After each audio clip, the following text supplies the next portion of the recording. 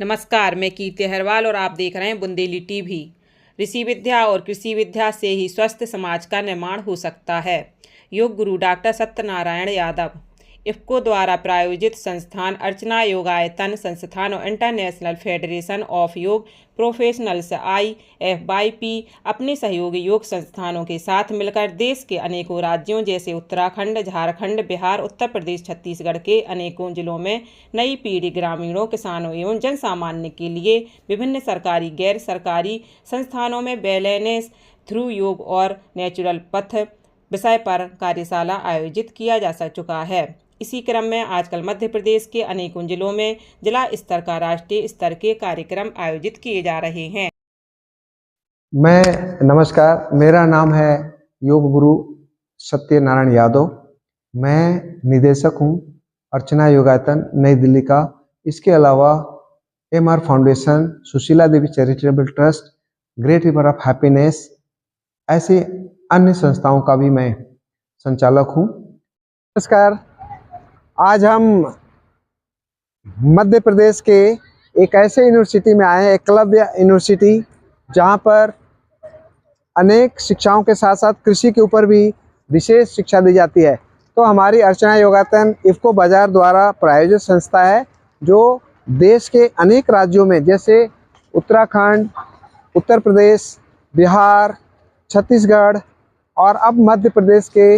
अनेक ऐसे जिलों में, अनेक संस्थाओं में, जहाँ से विश्वविद्यालय हैं, स्कूल है या अनेक संस्थाएं हैं, ग्रामीण है। तो हमने क्या किया है कि जितने भी थीम हमारा ऋषि विद्या और कृषि विद्या को कैसे फिर से पुनर्जीवित किया जाए और इसको जीवन शैली में शामिल करके ऐसे किया जाए कि जो ऋषि मुनियों को विद्या है, आयुर्वेद, योग, प्राकृतिक चिकित्सा वगैरह, और कृषि विद्या को का मतलब किसानों ने, हमारे अन्नदाताओं ने जो चीज़ भी पैदा किया है,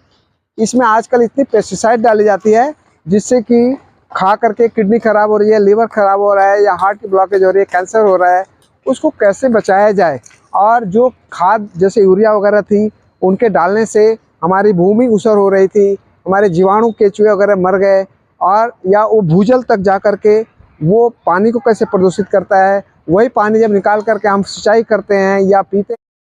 पदार्थ हमारे शरीर में आ गए जिससे अनेक बीमारियां हो गई हैं। उनको कैसे मिट्टी, पानी और वायु को प्रदूषण से कैसे बचाया जाए, किसानों को कैसे कम पैसे में अधिक उपज बढ़ाने का काम किया जाए, इसके लिए इफ्को बाजार ने एक ऐसा खाद तैयार किया है, लिक्विड यूरिया, नैनो यूरिया बोलते हैं, या लिक्विड DAP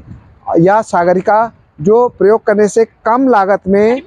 ऐसे किसानों को ऐसी उपज बढ़ेगी जिससे कि प्रदूषण भी नहीं होगा, और जो किसान हमारा अन्नदाता के रूप में बाजार में बेचेगा, मंडी में बेचेगा, चाहे सब्जी हो, चाहे फल हो, चाहे अनाज हो, तो वो खाद्यान्न जब खाएंगे तो एक जैविक आहार के रूप में, जो जिससे कोई बीमारी हो ही नहीं सकती। तो हम किसानों को भी जागरूक करना चाहते हैं, और किसानों को जागरूक करने के लिए जितने भी बौद्धिक संस्थाएं हैं, चाहे यूनिवर्सिटी है, कॉलेज है, हॉस्पिटल है, होटल है, या कोई भी संस्थाएं सरकारी और सरकारी, तो हम किसानों से सीधा संपर्क में भी हैं, देश के अनेक राज्यों के अनेक जिलों, गाँवों में जा करके। तो उसी सिलसिले में हम आज इस यूनिवर्सिटी में आए हैं। तो किसानों को केवल सरकार या इफ्को या अर्चना योगायतन केवल शिक्षित ना करे, बल्कि हम चाहते हैं कि जितने भी विद्यार्थी हैं, अध्यापक हैं, प्रोफेसर हैं, डॉक्टर हैं, वकील हैं, समाज सेवक हैं, या जितने भी कर्तव्य है कि अन्नदाताओं को, किसानों को हम ज़्यादा से ज़्यादा प्रशिक्षित करें, जागरूक करें, ताकि वो आर्थिक रूप से भी ज़्यादा अच्छे हों और ऐसी फसलें तैयार करें जिससे पर्यावरण की सुरक्षा हो, भूमि, जल, वायु